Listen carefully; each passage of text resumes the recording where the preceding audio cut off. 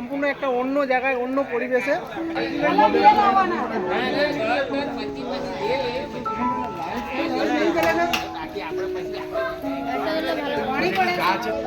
अभी भी पानी है।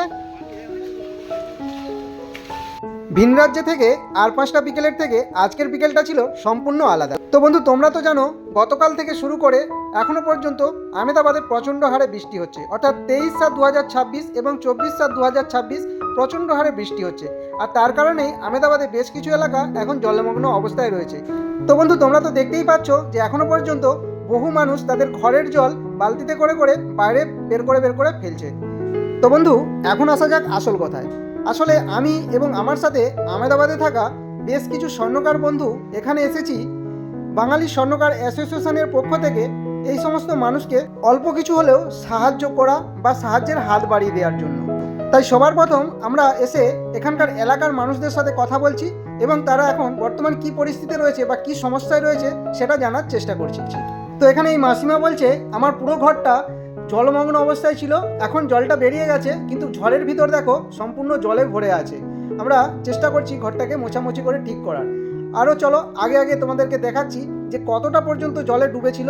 আমরা যে জায়গাগুলোয় ঘুরছি এই জায়গাগুলো থেকে জল এখন নেমে গেছে, কিন্তু এর মানে নিচের দিকের এলাকাগুলো এখনও পর্যন্ত জলমগ্ন অবস্থায় আছে।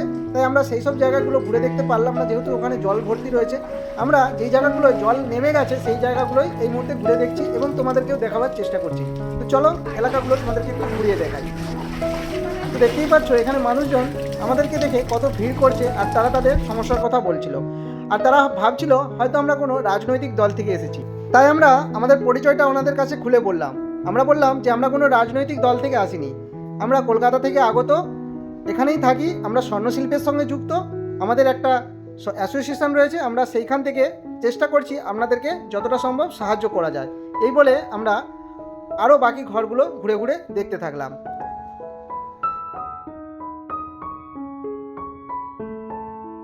তো এই কাকু তো একেবারে নাছাড় বান্দা, তার ঘরের মধ্যে ঢুকে দেখতেই হবে, তাই শেষমেশ তার ঘরে ঢুকেই পড়লাম। তো এখন তোমরাও দেখে নাও এই কাকুর ঘরের পরিস্থিতিটা কেমন। দেখতেই পাচ্ছ এই যে দাগটা দেখতে পাচ্ছ, ওটা হচ্ছে জলের দাগ, অর্থাৎ তার এই চুলাফুলা সমস্ত কিন্তু জলের তলায় ছিল। তো এখন জলটা নেমে গেলেও জলের দাগটা কিন্তু রয়ে গেছে, সেটাই কাকু দেখাবার জন্য বারবার করে ডাকছিল। তার সিলিন্ডারটাও পর্যন্ত জলের তলায় ছিল। তো দেখতেই পাচ্ছ এইরকম পরিস্থিতি এই সমস্ত এলাকাগুলোয়। তো চলো আরও ঘরগুলো তোমাদেরকে এক এক করে ঘুরে ঘুরে দেখাচ্ছি। पूरा भीगी नहीं और अंदर नहीं है, चलेगा कोई बात। वो तो पानी का निशान दिख रहा है, वो उतना तक आ गया था ना पानी, इतना पानी आ गया था यार, ये रसला तक। वो देखो तो कपड़ा अपना साफ गीला है, थोड़ा डाउन में है ना, इसके लिए और ज़्यादा ये इस तरह से जाएगा तो पानी निकालने का कोई जगह ही नहीं है। हाँ वही तो देख रहा हूँ, वही तो निशान देख रहा हूँ, ये जो दरवाजा में वो जो मैच है ना, हाँ ये देखो पानी का निशान है, देखो कितना। তো এভাবেই এলাকাবাসীর অনুরোধে একের পর এক ঘর ঘুরে ঘুরে আমরা দেখতে থাকি। প্রত্যেকেই অনুরোধ করে আমরা যেন তাদের ঘরগুলো ঘুরে ঘুরে দেখি। তো যাই হোক, আমরা যতটা সম্ভব তাদের ঘরগুলো ঘুরে দেখলাম। প্রত্যেকের ঘরেরই পরিস্থিতি সত্যিই খুব খারাপ, একেবারে কি বলবো, মানে কোমরের লেভেলে জল তাদের ঘরে ছিল। আপাতত জলটা নেমে গেছে, কিন্তু এর থেকে যেগুলো যারা নিচু এলাকায় এখনও রয়েছে সেই এলাকায় কিন্তু এখনও জলমগ্ন অবস্থায় রয়েছে। তো বন্ধু, তোমরাও নিশ্চয়ই দেখতে পাচ্ছ জল দাগ, এই যে দেয়ালে দেখতে পাচ্ছ একটা রেখা চলে গেছে, এটাই হচ্ছে জল দাগ। মানে গতকাল এরকম জল ছিল এই জায়গাটায়, আমরা যে জায়গায় এই মুহূর্তে দাঁড়িয়ে রয়েছি। আর এখন আমরা এগিয়ে যাচ্ছি আমাদের পূর্ব পরিকল্পিত রান্নার জায়গা, অর্থাৎ আমরা আগে থেকেই এখানে মানসামান পাঠিয়ে দিয়েছি রান্নার জন্য, কারণ আমরা আগেই খবর পেয়েছিলাম এখানকার মানুষজনের এই মুহূর্তে রান্না করার পরিস্থিতি নেই। তাই আমরা এই সন্ধ্যের, আমরা যেহেতু বিকেলে এসেছি, এই সন্ধ্যের যাতে তাদের খাওয়ার দাওয়ারের ব্যবস্থা করা যায় এবং গতকালের রাত দুপুরেও যাতে আমরা সেই খাওয়ার দাওয়ারের ব্যবস্থা করতে পারি, তার জন্য আমরা আগেভাগেই মানসামান পাঠিয়ে দিয়েছি। তো এখন আমরা সেই রান্নার জায়গাটা ঘুরে দেখবো। আর এইখানে দাদাভাই মোবাইলে তুলে রাখা ভিডিওটা আমাদেরকে দেখাচ্ছিল যে দেখো কতটা জল হয়েছিল কালকে আমাদের বাড়িতে। তো কিছু মানুষের সঙ্গে এভাবেই কথা বলতে বলতে বা তাদের ঘরের পরিস্থিতি জানতে জানতেই আমরা এগিয়ে যাচ্ছি রান্নার দিকে, যেখানে আমাদের পূর্ব পরিকল্পিত রান্না হচ্ছে। এই সন্ধ্যের খাওয়ার দাওয়ারের ব্যবস্থা আমরা অলরেডি করেছি আগেভাগেই। তো চলো সেই জায়গাটাই তোমাদেরকে এই মুহূর্তে দেখাবো। আমরা একটু উঁচুর দিকে যাচ্ছি, উঁচুতে যেখানে জল নেই, যেখানে রান্না বান্না হচ্ছে সেই জায়গায় আমরা যাচ্ছি। তো চলো তোমাদেরকে দেখাচ্ছি সেই জায়গাটা। তো এই যে বন্ধুরা, এই সেই জায়গা যেখানে রান্নাবান্নার ব্যবস্থা চলছে দেখতেই পাচ্ছ। এই যে এখানে গ্যাস সিলিন্ডার রেখে এই যে সবজি রান্না অলরেডি চালু আছে। আমরা এখন এই জায়গাটায় কিছুক্ষণ অপেক্ষা করব যতক্ষণ পর্যন্ত রান্না না হয়। রান্না হয়ে গেলে আমরা কিছু মানুষকে খাওয়ার তাদের হাতে তুলে দিয়ে তারপর আমরা এখান থেকে যাব। তো চলো, এই যে আমরাও একটু হাতাপাতি সমস্ত কিছু লেগে পেতে দিলাম। অলরেডি আগে থেকে এখানকার মানুষজন আটা ফাটা মেখে ফেলেছে। লুচি হবে, সবজি হবে, একটা মিক্স সবজি আর লুচি আজকের দেওয়া হবে মানুষজনকে। তো তারই ব্যবস্থা চলছে। এখানে এই যে সবজি পুরো প্রায় রেডি, ফুটে গেছে, সবজি পুরো কমপ্লিট দেখতেই পাচ্ছ। আর কিছুক্ষণ হলেই হয়তো সবজি কমপ্লিট হয়ে যাবে। আর এদিকে খালি লুচি ভাজতে বাকি রয়েছে। আটা মাখে মানে গুল্লি হয়ে গেছে, এবার খালি বেলা হবে, ভাজা হবে আর খালি ডিস্ট্রিবিউট করা হবে। আর এদিকে ঘড়ির কাঁটায় দেখতে দেখতে প্রায় 6:45 বাজতেই যাচ্ছে। তো আমরা অল্প কিছু মানুষকে দিয়ে তারপর এনাদের দায়িত্ব দিয়ে চলে যাব। তো আমরাও তাড়াতাড়ি করছি। তাই তো এখানকার ছোট ছোট মামুনিরাও আমাদের সঙ্গে হাত লাগিয়ে দিচ্ছে, তারাও লুচি বেলে দিচ্ছে। আর এইখানে কানাইদা আর সীতানাথ দা তারাও কিন্তু গরম তেলে দুজন মিলে লুচি ছাড়তে ব্যস্ত। চলো, লুচি হয়ে গেলেই আমরা কিন্তু ডিস্ট্রিবিউট শুরু করে দেবো। তাই তাড়াতাড়ি করে আমরা লুচিটা করার চেষ্টা করছি সবাই মিলে। এখানকার মানুষ সত্যিই খুব হেল্পফুল, সবাই আমাদেরকে খুব হেল্প করছে। সবাইকে অসংখ্য ধন্যবাদ জানাই।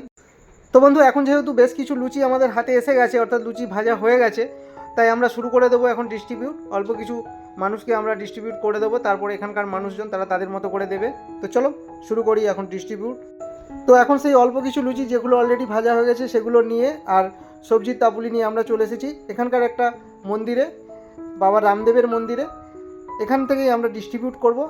তো যেহেতু এই মন্দিরে দাঁড়িয়েই আমরা দুস্থ মানুষের হাতে আজকের এই খাবার দাবারগুলো তুলে দেবো, তাই সবার প্রথমে আমরা এখানে মন্দিরে থাকা ভগবানের উদ্দেশ্যে আজকের তৈরি এই খাবার ভোগের মতো করে নিবেদন করে দিলাম। এরপর আমরা দুস্থ মানুষদের হাতে তুলে দেবো আজকের খাবার দাবার। আর এই ভিডিওটা যদি তোমাদের ভালো লেগে থাকে তাহলে অবশ্যই একটা লাইক দিও। আর তার সাথে আমি অনুরোধ করব, আমার আহমেদাবাদে থাকা যে সমস্ত বাঙালি স্বর্ণকার বন্ধুরা রয়েছে তারাও আমাদের এই মহতি কাজে আগামী দিনে সাহায্যের হাত বাড়িয়ে দেবে এবং আমাদের পাশে থাকবে, সেই আশাই কামনা করব। তো চলো ভিডিওটা সম্পূর্ণ দেখো আর অবশ্যই একটা লাইক, একটা সুন্দর কমেন্ট করে যাবে, যাতে করে তোমাদের এই সুন্দর সুন্দর কমেন্ট দেখে আগামী দিনে আমাদের এই ধরনের কাজ করতে আরও উৎসাহ পাই এবং তোমাদের এই কমেন্ট দেখে অন্যেরাও অনুপ্রাণিত হয়ে আমাদের সঙ্গে যুক্ত হতে পারে। তো সেই কামনাই করব, সেই ধরনের কমেন্ট আশা করব। তো আমরা অলরেডি কিন্তু দেখো এখানে শুরু করে দিয়েছি বিতরণ, সবাইকে এক এক করে দিতে শুরু করে দিয়েছি এবং প্রত্যেকে একজন মানে তাদের বাড়ির যতজন মেম্বার আছে সেই হিসাবেই কিন্তু এখান থেকে তারা তাদের খাবার দাবারগুলো নিয়ে যাচ্ছে। কারো বাড়িতে 2 জন, কারো বাড়িতে 3 জন, কারো বাড়িতে 4 জন, সেই হিসাবে তারা তাদের থালা বাটি বাড়ি থেকে নিয়ে এসেছে আর আমরা তাদের হাতে সেই অনুযায়ী খাবার দাবারগুলো তুলে দিচ্ছি। তো এভাবেই এক এক করে বেশ কিছু মানুষের হাতে আমরা লুচি সবজি তুলে দিই। তারপর যেহেতু সন্ধে নেমে আসছিল, তাই ওখানে যারা আমাদেরকে হেল্প করছিল, যারা দায়িত্বে ছিল, তাদের হাতে এই পরিবেশনের দায়িত্ব দিয়ে আমরা ওখান থেকে বিদায় নিই। তো বন্ধুরা, আজকে যারা বড়রা আমার এই ভিডিওটা দেখলে তারা অবশ্যই একটু আশীর্বাদ করবেন, আর যারা ছোটরা রয়েছে তারা ভালোবাসা দেবেন, যাতে আগামী দিন এভাবেই মানুষের পাশে থাকতে পারি। আপনারা ভালো থাকুন, সুস্থ থাকুন, দেখা হচ্ছে নতুন কোনো ভিডিওতে।